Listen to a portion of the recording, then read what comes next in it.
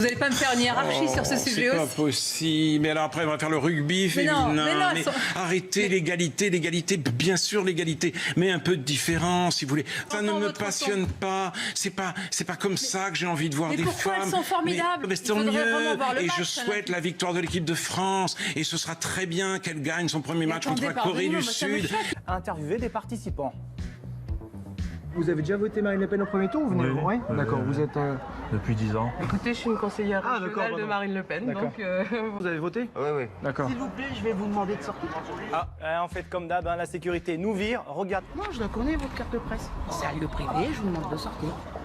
Bon. Pourquoi vous pensez que c'est la meilleure candidate? Monsieur, vous rentrez? En fait, on discutait. C'est fini. Voilà. Ah bon, mais monsieur, il peut parler, non? Ah non, bon. Mon utilité, au moins, les vieilles guenilles, les faux culs de la politique, ceux qui ont dit que l'élection était un piège à con. S'il vous plaît, monsieur Collard, monsieur Collard, oui, c'est insupportable. C'est insupportable. Coupez-leur le micro. C'est insupportable. Monsieur Collard, vous n'êtes pas autorisé à insulter. Monsieur Collard, vous n'êtes pas autorisé à insulter. Pour te répondre juste aux gestes techniques de Neymar, déjà, il y a plein de joueurs qui font sensiblement la même chose. Tu me parles de Eden Hazard. Eden Hazard, je le vois faire des gestes des fois. T'as l'impression que oui, en effet. C'est quoi? Non, mais du gars, c'est quoi la passe judo? Tu savais la faire, la passe judo, toi? Est-ce que tu savais la faire? Je te pose la question. Est-ce que Laurent savait la faire, la passe judo? Mais si tu veux qu'on ait un débat tranquille, ne m'attaque pas, moi. Défends ton argument, mais ne m'attaque pas. Non. Mais pas judo, je savais pas le faire, je savais faire des choses que tu savais pas faire non plus. Donc ne commence pas comme ça, Jérôme. Ne m'attaque pas, moi. Ne m'attaque pas, moi. T'as pas compris. Défends ton sujet, mais ne m'attaque pas, moi. Non, mais attention. Non, c'est pas ce que j'ai voulu dire. Non, mais t'as pas compris. Ce sera ma dernière phrase. La prostitution, monsieur, n'est pas un débat. C'est une question de vie ou de mort. Question de vie ou de mort. C8 appartient à Canal+, qui doit sa fortune à la prostitution et à la pornographie. Vous avez piétiné le peuple. Tellement excessif que c'est ridicule, franchement. Ridicule, regarde.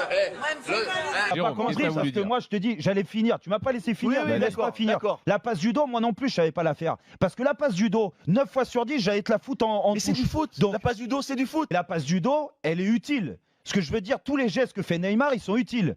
Franchement. Je vais pas te comparer parce que tu veux pas qu'on parle de ta carrière. Je vais parler de la mienne. Mais je ne serais pas scotché devant ma télévision pour voir un match de football féminin. Vous avez tort.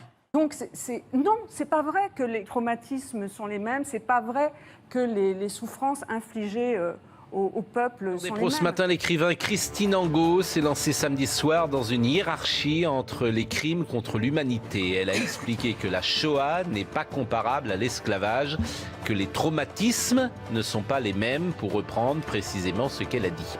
Le but avec les Juifs pendant la guerre, ça a bien été de les exterminer, c'est-à-dire de les tuer. Et ça introduit par exemple une différence fondamentale alors qu'on veut confondre avec par exemple l'esclavage et l'esclavage des Noirs envoyés aux États-Unis, etc., ou ailleurs.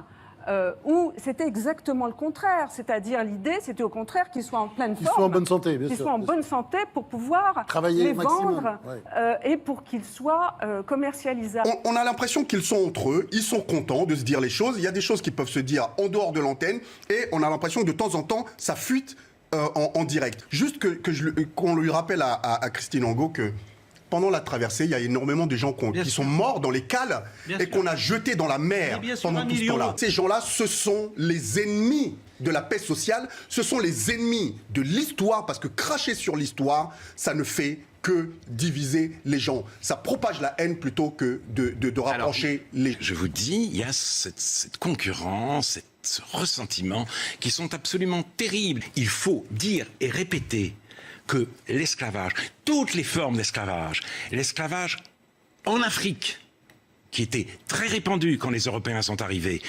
l'esclavage européen, les traites négrières musulmanes, toutes les formes d'esclavage sont abominable. Il y a une écrivain, elle n'est pas justement, dans cette logique-là. C'est pas parce qu'on a écrit deux bouquins de cul pourris qu'on croit on se prend pour une intellectuelle. Je suis désolé, il y a des sujets, quand vous maîtrisez pas les sujets, dans ce cas-là, n'en parlez pas. Mais vous ne pouvez pas vous permettre de cracher sur des millions de gens sur la mémoire des gens de cette manière-là. Regardez, dans les stades, on a des milliardaires qui sont dans les stades, qui jouent, qui sont des footballeurs. À chaque fois qu'il y a des problèmes, ils ne réagissent pas et après ils viennent pleurer. Et ben qu'ils arrêtent.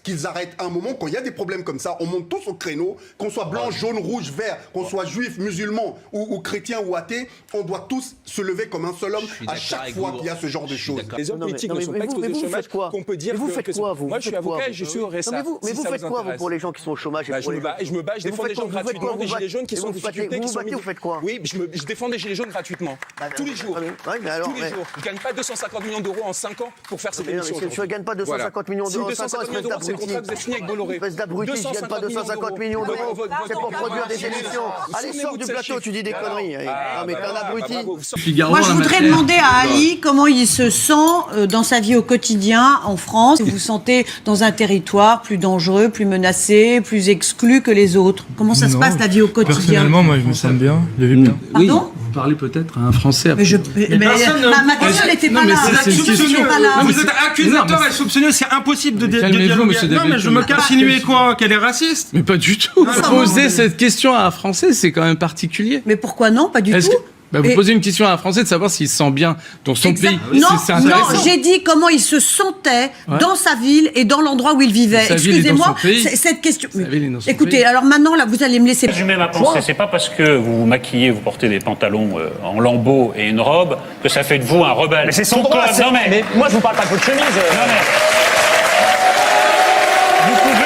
Vous pouvez parce que elle est fournie par la production. Et alors? Je suis désolé, vous êtes très loin des banlieues et très loin des problèmes des préoccupations. Vous me faites rigoler, vous. Vous n'êtes pas le porte-parole de la banlieue. Je suis tous les jours sur le terrain, monsieur. Vous n'êtes pas le porte-parole de la banlieue. Personne n'est porte-parole de la banlieue. Arrêtez d'instrumentaliser ceux qui vivent dans les banlieues et ceux qui vivent dans des conditions parfois déplorables. À quel moment j'ai dit que j'étais représentant de qui que ce soit? Je ne prétends représenter personne, moi. D'accord? Vous prétendez un petit peu comme ça, parce que à ce titre-là, vous avez été nommé par François Hollande au CESE.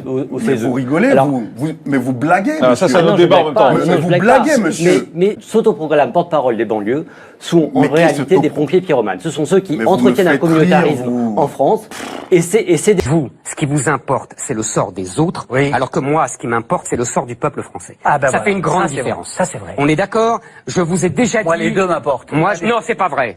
Je vous ai déjà dit, monsieur Bernard-Henri Lévy, vous êtes l'incarnation de la célèbre phrase de Rousseau, méfiez-vous de ces philosophes qui aiment des gens loin, oui, pour ne pas aimer leurs voisins. Vous êtes l'incarnation de cette célèbre phrase de Rousseau. Je trouve que vous êtes un peu un rebelle. Et donc, faut que je fasse quoi? Faut que je me lève et que je vous mette une gifle pour être un rebelle? C'est comment il faut faire? Vous savez, prenez un ticket, parce qu'il y a tellement de gens qui veulent en coller une que... Ouais, mais il y en a peu qui ont peut-être les couilles aussi de faire. Faites la queue. D'accord. Mais si c'est tout ce que vous avez à répondre... Ça commence où? Non, mais si c'est tout... J'adore cette façon de communiquer et de faire entrer les choses dans la tête des Français. Vous parlez de Médine, vous parlez d'islam, vous faites le lien avec la banlieue tout de suite. Arrêtez, ça suffit, d'accord? On en a ras-le-bol des gens comme vous, ça suffit. Non mais ça suffit. La politique de cette manière, elle ne fonctionne plus. Stop. D'accord? Ça, c'est la première chose. L'autre chose, mais le djihad, c'est pas forcément les gens des banlieues. D'accord? S'il vous plaît. Non. Oui, bon, voilà. Donc, mais arrêtez ces amalgames stupides, s'il vous plaît. S'il vous plaît. À un moment, ça suffit. Il y a trop d'immigration, on n'y arrive plus. Il faut mettre un coup d'arrêt à ça. C'est insupportable pour les gens. Je veux dire, les gens, ils en peuvent plus. Moi, il suffit que je me promène dans un certain nombre de quartiers de ma ville, les gens, ils en peuvent plus. C'est pas une idée d'extrême droite, ça, mais c'est pas ce qu'il a écrit. Il l'a pas écrit. Je croyais que vous étiez malade, mais finalement, vous êtes en phase terminale. Oui, je suis en phase terminale. C'est une réponse, ça. C'est une réponse, hein. T'as pas écrit ton livre, donc tu sais même pas ce que t'as dit, quoi. C'est incroyable. Hein? Non, mais explique-nous pourquoi. C'est incroyable. Non, mais je veux pas m'expliquer avec toi là-dessus. Tu opposes Yassine Bellatar en disant que c'est un islamiste. Oui. Non, c'est quand même. Oui, c'est un islamiste. Mais non, on verra ce qu'il en pense. Bellatar, je ne le connais pas, c'est pas un proche. De là, à le considérer comme islamiste. Et c'est parti. Excusez-moi, on est sur Radouane Lagdi. Là, ça dérape. Voilà, mais c'est ce genre de dérapage qui est dangereux. Mais il n'y a aucun dérapage. Je dis simplement qu'on ne peut pas. Si tu dérapes en passant d'un terroriste à Bellatar, tu dérapes. Je suis désolé. Non, mais je suis désolé. Non, je suis en train de dire. Alors, s'il vous plaît, je suis en train de dire qu'on ne peut pas avoir double bogage. On ne peut pas. Je dis que l'islam radical, on doit lutter de toutes ces manières contre l'islam radical. D'accord. Il y a un risque, qu'on le veuille ou non, ou lorsqu'on prévoit, lorsque le président Macron prévoit de nommer un islamiste dans un... Lui, il n'était pas migrant, hein, il était en France depuis très longtemps, il avait été naturalisé quand il était ado. Non, mais vous passez votre vie à vouloir détruire les États-nations qui existent. Vous avez contribué à la destruction de l'État-nation de Yougoslavie, pour la défense de Bosnie. Vous avez contribué largement à la destruction de la Libye.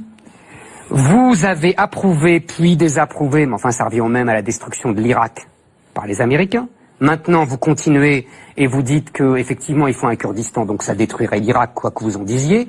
Ça détruirait aussi la Syrie. Vous étiez pour l'intervention en Syrie qui aurait détruit la Syrie. Bref, vous êtes un magnifique destructeur. À vous entendre, j'ai l'impression que David Xavier Weiss, il est plus dangereux que Médine, quoi. Pardon? À vous entendre, j'ai l'impression que David Xavier Weiss est plus dangereux que Médine. Oui, parce que lui a la parole justement sur vos plateaux et que Médine n'a pas. Aussi, il l'a sur les disques. Il a sur les disques. Bah, il vient quand il veut, hein, en même temps. Mais simplement. Et aujourd'hui, il parle. On censure souvent les disques alors que vous avez la parole tout le temps et ça ne dérange personne que vous divisiez les Français de cette manière-là. Sur son refrain. Crucifions les laïcards. Est-ce que vous cautionnez ou vous cautionnez pas? Alors, je vous dis encore une fois, monsieur, paroles, ce sont ses textes, c'est ses chansons. Je connais ses stratégies. Ok, quand on sort une phrase de son propos. Ces quartiers sont mis en coupe réglée par une extrême minorité de petits voyous. Bah oui, donc c'est pas. Alors non, mais alors après on dit c'est un ghetto. Excusez-moi, mais moi je suis sûr. Non, mais ou c'est en voie de ghettoisation, ce qui est une distinction.